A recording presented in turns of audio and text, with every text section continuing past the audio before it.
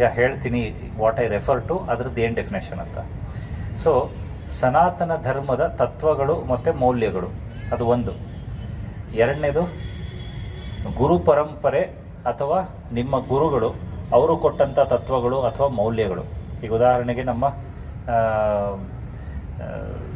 ಬ್ರಹ್ಮಕುಮಾರಿ ಸಮಾಜದವರಿದ್ದಾರೆ, ಮಗಳು ಗುರು ಪರಂಪರೆಗಳಿಗೂ ಮೀರಿದಂತಹ ಕೆಲವು ತತ್ವಗಳು. ಇದನ್ನು ಸ್ಪಿರಿಚುವಾಲಿಟಿ ಅಂತ ಕನ್ಸಿಡರ್ ಮಾಡಿ. ಅದಕ್ಕೆ ಯೋಗ ಮತ್ತು ಧ್ಯಾನ ಮೂರನ್ನು ಜೊತೆಗೆ ಬಳಸ್ತೀವಿ, ಅದರಲ್ಲಿ ಡಿಫ್ರೆನ್ಸಿಯೇಷನ್ ಇಲ್ಲ. ಹಾಗಾಗಿ ಈ ಮೂರು ರೋಗಗಳು ಆಗಲಿಕ್ಕೆ ಕಾರಣ ಜೆನೆಟಿಕ್ಸ್. ಮೋಸ್ಟ್ ಇಂಪಾರ್ಟೆಂಟ್ ಕಾಸ್ ಜೆನೆಟಿಕ್ಸ್. ಈ ಡೋಪಮೀನ್ ಹೆಚ್ಚಾದರೆ ಅನುಮಾನದ ಕಾಯಿಲೆ ಬರುತ್ತೆ, ಸ್ಕಿಜೋಫ್ರೀನಿಯಾ, ಹೆಂಡತಿ ಮೇಲೆ ಅನುಮಾನ ಪಡೋಗಳಿವೆ. ಇನ್ನೆರಡು ಕಾರಣಗಳೇನು ಅಂದರೆ ಒತ್ತಡ ಎರಡನೇ ಕಾರಣ, ಸಾಗಿಂದ ಬರುವ ಪರಿಸ್ಥಿತಿಗೆ ಅನುಗುಣವಾದಂತಹ ಒತ್ತಡ. ಬಹು ಮುಖ್ಯವಾದ ಕಾರಣ ನಮ್ಮ ಕೈಲಿರುವಂಥ ಕಾರಣ ಇಂಟ್ರಾಪರ್ಸನಲ್ ಆರ್ ಪರ್ಸನಾಲಿಟಿ ರಿಲೇಟೆಡ್, ಅಂದರೆ ಸ್ವಭಾವಕ್ಕೆ ಸಂಬಂಧಪಟ್ಟಂತಹ ಕಾರಣ.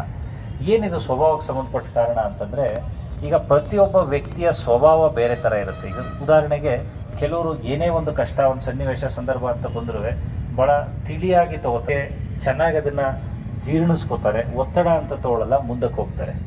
ಇನ್ನು ಕೆಲವರು ಸ್ವಭಾವದಲ್ಲಿ ವ್ಯತ್ಯಾಸಗಳಿರುತ್ತೆ, ಹಠ ಇರುತ್ತೆ, ಕೋಪ ಇರುತ್ತೆ, ದುಡುಕು ಸ್ವಭಾವ ಇರುತ್ತೆ, ಮತ್ತು ನಾನು ಅನ್ನೋದು ಭಾಳ ಇರುತ್ತೆ. ನನ್ನನ್ನು ಕರೀಲಿಲ್ಲ, ನನ್ನನ್ನು ಕೂರಿಸ್ಲಿಲ್ಲ, ನನಗೆ ಫ್ಲವರ್ ಕೊಡಲಿಲ್ಲ, ನನ್ನನ್ನು ಮಾತಾಡಿಸ್ಲಿಟಿ ರಿಲೇಟೆಡ್ ಫ್ಯಾಕ್ಟರು ಇದಕ್ಕೆ ಹೆಚ್ಚು ಇಂಪಾರ್ಟೆನ್ಸ್ ಇದೆ. ಯಾಕಂದ್ರೆ ಜೆನೆಟಿಕ್ಸ್ ನಾವೇನೂ ಮಾಡೋಕ್ಕಾಗಲ್ಲ, ದೇವ್ರು ಕೊಟ್ಟಿರೋದು. ಇನ್ನು ಸಾಮಾಜಿಕವಾದ ಅಥವಾ ಬೇರೆ ಒತ್ತಡಗಳು ನಮಗೆ ಬರುತ್ತೆ, ಅದನ್ನು ನಾವು ಏನು ಮಾಡೋಕ್ಕಾಗಲ್ಲ. ಆದರೆ ಮೂರನೇದು ಇದೆಯಲ್ಲ, ಪರ್ಸನಾಲಿಟಿ ಟ್ರೇಟ್ಸ್, ಸ್ವಭಾವ, ಅದನ್ನು ನಾವು ಚೇಂಜ್ ಮಾಡ್ಕೋಬೋದು. ಸುಮಾರು ಒಂದು 6 ರಿಂದ 7 ವರ್ಷದ ಹಿಂದೆ ಒಂದು ಶನಿವಾರ ಹಾಫ್ ಡೇ, ನಾನು ಶನಿವಾರ ಸಂಜೆ ವರ್ಕ್ ಮಾಡೋದಿಲ್ಲ. ಶನಿವಾರ ನಾನು ಕೆಲಸ ಮುಗಿಸಿ ಅವತ್ತು ನಮ್ಮ ತಾಯಿ ಏನೋ ಕರ್ಕೊಂಡೋಗಪ್ಪ ದೇವಸ್ಥಾನಕ್ಕೆ ಅಂದರು, ನಂಜನಗೂಡಿಗೆ ಹೊರಟಿದ್ವಿ, ನಾನು ನಮ್ಮ ತಂದೆ ತಾಯಿ. ಒಂದು ಪೇಷಂಟ್ ಬಂದಿತ್ತು, ಯಂಗ್ ಲೇಡಿ, ರೀಸೆಂಟ್ಲಿ ಮ್ಯಾರಿಡ್, ಒಂದು ಮದುವೆಯಾಗಿ 1 ವರ್ಷ ಆಗಿರ್ಬೋದೇನೋ. ಮನೇಲಿ ಭಾಳ ಕಿರಿಕಿರಿ, ತುಂಬ ಹಠ, ತುಂಬ ಕೋಪ, ಏನೇ ಹೇಳಿದ್ರು ತಪ್ಪು ತಿಳ್ಕೊಳ್ಳೋದು, ತುಂಬ ಏನು ಹೇಳಿದ್ರು ನನಗೆ ಹೇಳ್ತಿದ್ದೀರಾ, ನನ್ನದೇ ತಪ್ಪು ಅಂತ ಹೇಳ್ತಿದ್ದೀರಾ ಅಂತ ಹೇಳೋದು. ಮಾತ್ರೆ ಔಷಧಿ ಕೊಟ್ವಿ ಖಿನ್ನತೆಗೆ, ಆ ಘರ್ಷಣೆಯಿಂದ ಅವ್ರಿಗೆ ಖಿನ್ನತೆ ಬಂದ್ಬಿಟ್ಟಿತ್ತು, ಖಿನ್ನತೆಗೆ ಮಾತ್ರೆ ಕೊಟ್ವಿ. ಆಧ್ಯಾತ್ಮದಲ್ಲಿ ಮತ್ತು ಭಕ್ತಿಯಲ್ಲಿ ಎಷ್ಟೇ ಕಟುವಾದ ಸ್ವಭಾವದ ವ್ಯಕ್ತಿ ಇದ್ದರೂ ಅವನನ್ನು ಟ್ರಾನ್ಸ್ಫಾರ್ಮ್ ಮಾಡುವ ಶಕ್ತಿ ಇದೆ ಅನ್ನುವ ಕಥೆಯನ್ನು ಹೇಳ್ತಾರೆ. ನನಗನ್ನಿಸ್ತು. ಧ್ಯಾನ ಶುರು ಮಾಡಿದ್ವಿ ಮತ್ತು ಆಧ್ಯಾತ್ಮ ಶುರು ಮಾಡಿದ್ವಿ.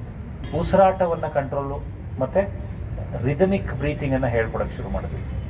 ನೀವೇನೂ ಮಾಡ್ತಿಲ್ಲ, ನಿಮ್ಗೇನೂ ಗೊತ್ತಿಲ್ಲ ಅಂದರೆ breath control, slow in and slow out. ಸ್ವಲ್ಪ ಗ್ರ್ಯಾಜುಯೇಟ್ ಆಗ್ತೀನಿ ಅಂತಂದರೆ ಪ್ರಾಣಾಯಾಮಕ್ಕೆ ಹೋಗ್ಬೋದು. ಅದರಲ್ಲಿ ಅವ್ರನ್ನ ಒಂದು ಹಂತಕ್ಕೆ ತೊಗೊಂಬಂದ್ವಿ, ಸ್ವಲ್ಪ ಮತ್ತು ಸಿದ್ಧಾಂತಗಳು ಮತ್ತು ಆಧ್ಯಾತ್ಮಕ್ಕೆ ಕರ್ಕೊಂಡ್ಬರ್ತಾ ಇದ್ವಿ. ಅದು ಒಂದೇ ಒಂದು ಚಾನ್ಸ್ ಕೊಡ್ತೀನಿ. ಕರುಣಾಭಾವ, ಏನು ಕರುಣಾಭಾವ ಅಂದ್ರೇನು ಕರಿತೀವಿ. ಎಂಪತಿ ಆ್ಯಂಡ್ ಕೈಂಡ್ನೆಸ್ ಅಂದರೆ ಈ ಥರ ಸಿಂಪಲ್ ಯೂನಿವರ್ಸಲ್ ಪ್ರಿನ್ಸಿಪಲ್ಸಲ್ಲಿ ಬ್ರೇಕಪ್ ಮಾಡಿ ನಾವು ಹೇಳ್ಕೊಡೋಕ್ಕೆ ಶುರು ಮಾಡಿದ್ವಿ. ಈಗ ನೀವು ಕೇಳ್ಬೋದು, ನೀವು ಹೇಳ್ಕೊಟ್ಬಿಟ್ರೆ ಅವ್ರು ಕಲ್ತ್ಕೊಂಡ್ಬಿಟ್ರೆ ಏನು ದೊಡ್ಡ ಟ್ರಾನ್ಸ್ಫಾರ್ಮೇಷನ್ ಆಗೋಯ್ತಾ ಅಂತ.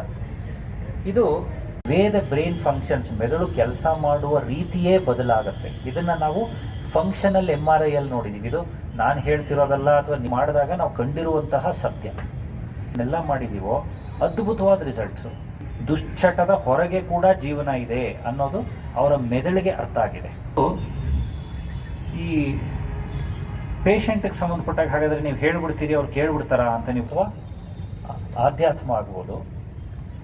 ದಿನನಿತ್ಯದ ಏರುಪೇರುಗಳು, ದಿನನಿತ್ಯದ ನೋವುಗಳು, ಡಿಸಪಾಯಿಂಟ್ಮೆಂಟ್ಸ್, ನಿರಾಶೆಗಳು ಮತ್ತು ಕಷ್ಟಗಳು, ಇದನ್ನು ನಗನಗುತ್ತಾ ಸಹಿಸ್ಕೊಂಡು ಮುಂದೆ ಹೋಗೋಕ್ಕೆ ಭಾಳ ಹೆಲ್ಪ್ ಮಾಡುತ್ತೆ. ಮಾನಸಿಕ ಕಾಯಿಲೆ ಒಂದಾದರೆ ಇನ್ನೊಂದು, ಅಂದರೆ ಯಾವ ರೀತಿ ಅಂತಂದರೆ ಕಡೆಗೆ ನಾವು ನಿಧಾನಕ್ಕೆ ಹೋಗ್ಬೋದು. ನಾ ಹೇಳ್ದಾಗೆ ಸಂಕ್ಷಿಪ್ತವಾಗಿ ಮುಗಿಸಿದ್ದೀನಿ.